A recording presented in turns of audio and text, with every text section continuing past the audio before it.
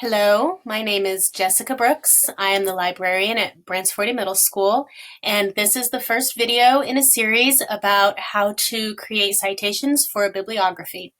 A bibliography is very important.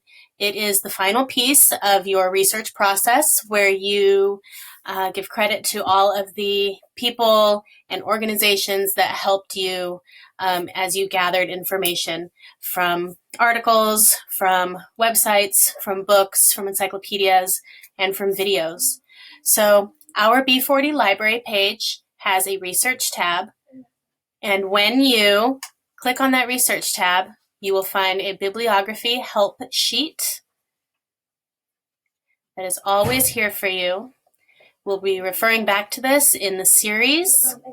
We'll be referring back specifically to these bibliography tips. And first we're going to talk about finding the information we need and putting the information in the correct format. So thank you for watching all of the videos in this series.